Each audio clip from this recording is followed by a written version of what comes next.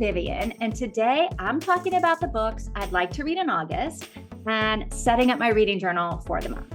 So I have got an interesting mix of fiction and nonfiction going this month, including a novel from my July list that I didn't get to, two books of completely different kinds of essays, a little novella, a book about a list of books, a book about a group of childhood friends who meet up again, and a book by the author of my 2023 fiction book of the year. Plus, one of two crime novels, either a cozy murder mystery or a super not cozy serial killer situation. So, if you're curious about any of this, stick around. I'm going to tell you what all 8 books on my August reading list are all about. And maybe you'll find your next great read.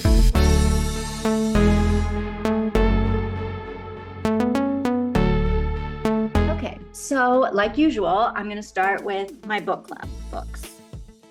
My book club here in Portugal is reading The Reading List by Sara Nisha Adams. And this book is about a widower who lives in London with his teenage granddaughter. And the granddaughter is working at the town library for the summer when she finds this crumpled up piece of paper in the back of To Kill a Mockingbird. So she looks at the paper, and on the paper is a list of novels that she's never read before. And she decides that she is gonna just go down the list, right? Reading every book that's on there, one right after the other. And the reading of these books sort of becomes this lifeline for her.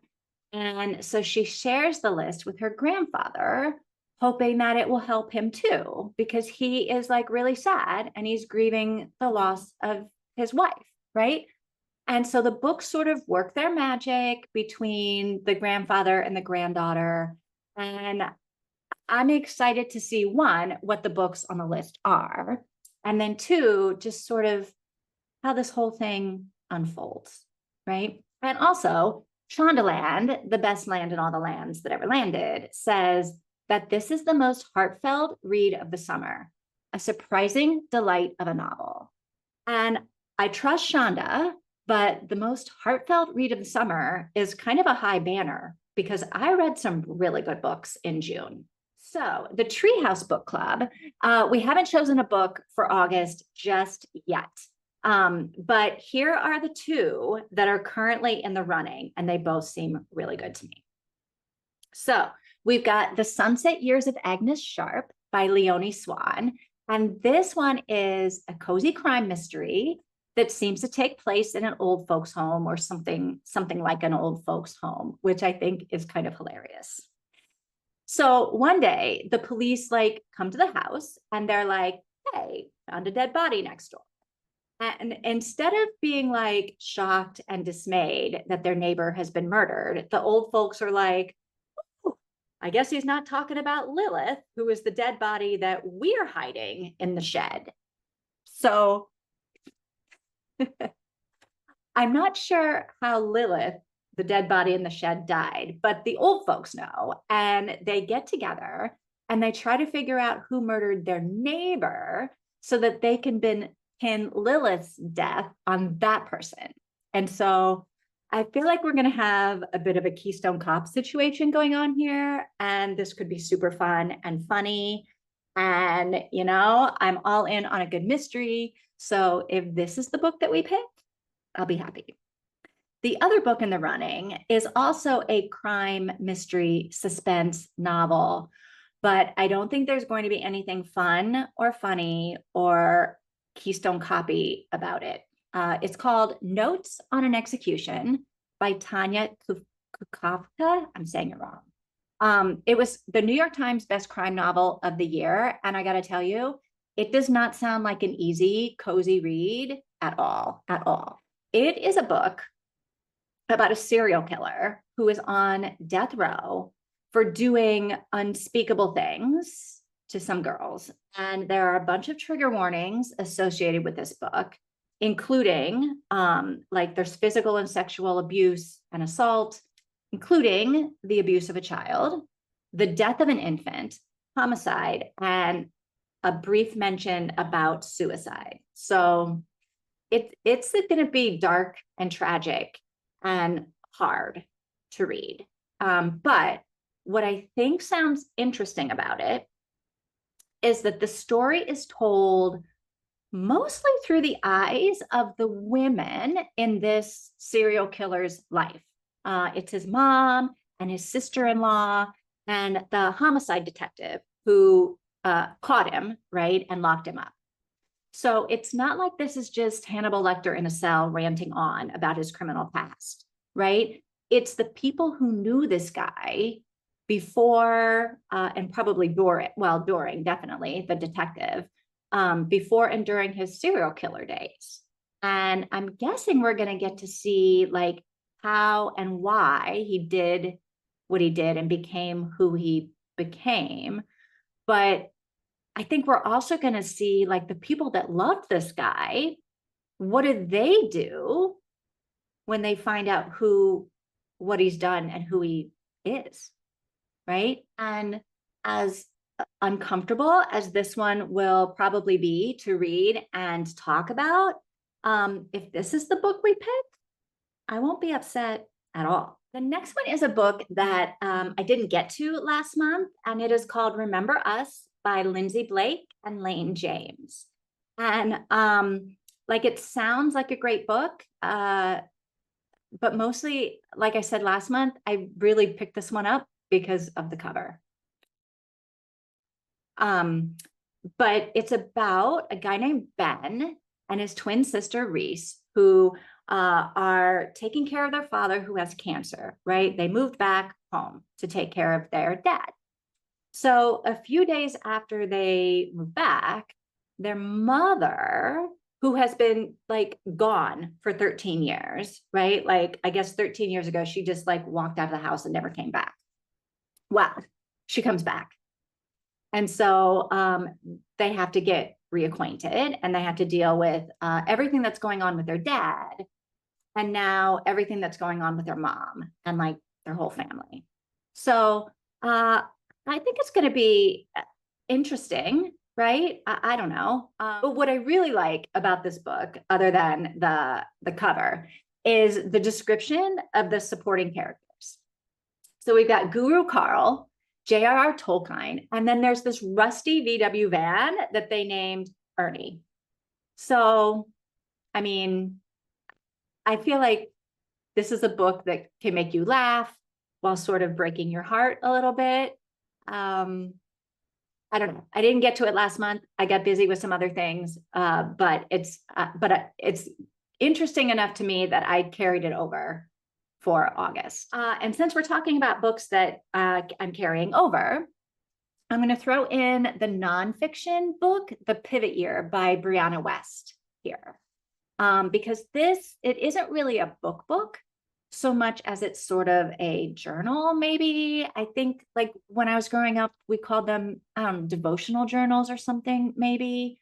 But every day there's like a short text that is inspirational or philosophical or something to get you thinking about life. And so this is that kind of a book.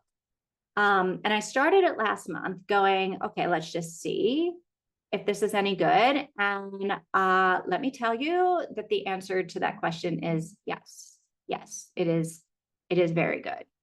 So I'm going to continue. I'm going to keep doing it probably for the whole year, but we'll see. So the pivot year carries into August. Next is a book called The Hole We're In by Gabrielle Zevin. And it is no secret how much I loved Tomorrow and Tomorrow and Tomorrow, right? It was my fiction book of the year last year, right? And so I'm trying really hard to temper my enthusiasm for Gabrielle Zevin's latest, because I don't want to jinx it with my high hopes. Yeah. But this book is about a family that lives in Texas, and the father has, I guess, quit his job to go back to school. And the mother is just trying desperately to keep the family afloat, right? But the bills aren't getting paid. And mom and dad keep making choices that have these catastrophic consequences for their three children. And I feel like this is going to be a sad book, but the blurb says that it's sharply funny and sobering. I can believe that part. So we'll see. We'll see what Zevin does with these themes of an over-reliance on credit, gender and class politics, and the war in Iraq. I don't know. It's Gabrielle Zevin, though. I'm looking forward to this one. Nervously looking forward to it, but looking forward to it. The next book is East Coast Girls by Kerry Kletter. And this book sounds like exactly the kind of book I want to read to finish out the summer, right? It sounds like it is a great end of summer, August read. Four friends are reuniting in Montauk to celebrate their 30th birthdays. They used to spend summers in Montauk all the time until, and it was great, right? Until one summer, after they graduated from high school, something terrible happened that changed everything. I don't know what it is. And the four friends then reunite in Montauk later, like 12 years later, for their 30th birthdays. And they're thinking this is going to be like happy time and everything's going to be great. But then tragedy strikes again. And it forces them to confront decisions they've each had to live with and the old secrets that refuse to stay buried. So mystery, intrigue, childhood friends reuniting at the scene of the crime, so to speak. I feel like I'm reading a lot of suspense lately, but I am not sad about that. The next book on my reading list is called And Every Morning the Way Home Gets Longer and Longer by Frederik Backman.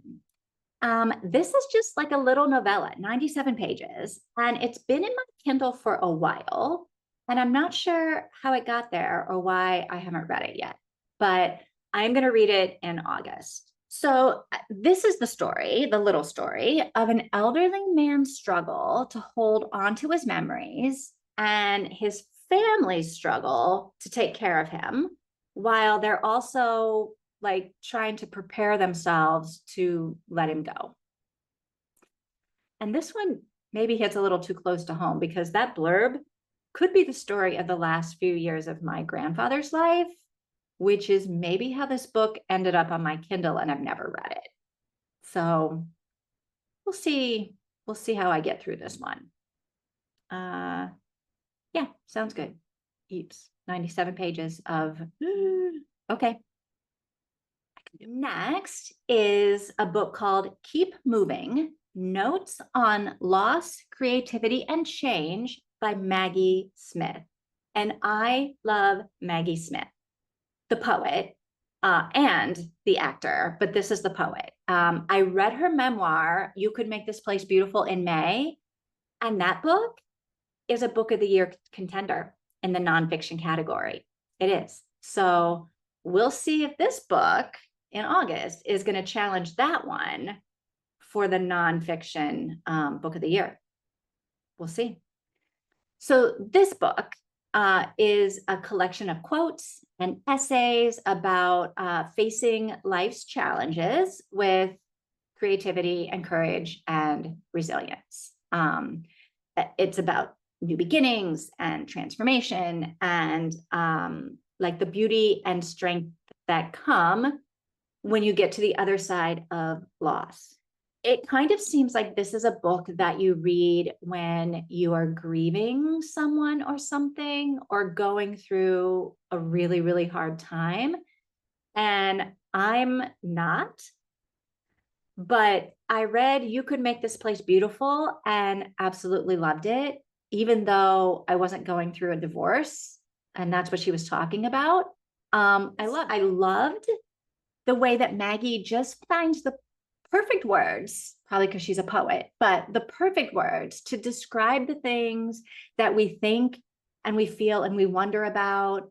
And like, she's just able to put into words things that I didn't even really know I was thinking, but apparently I was, and I am, because when I read what she writes, it's like breathing.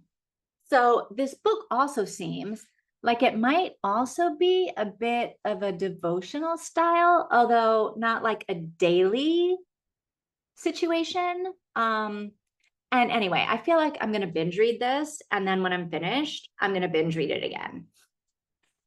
I also feel like the quote section of my reading journal is going to need a lot more pages. So the last book on my August reading list is called Thick and Other Essays by Tressie McMillan Cottom. And I am so excited to read this.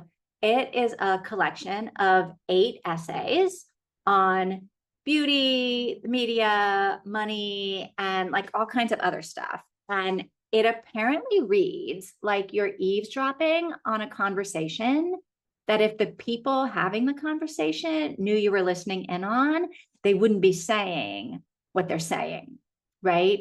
But what they're saying is stuff that we need to hear.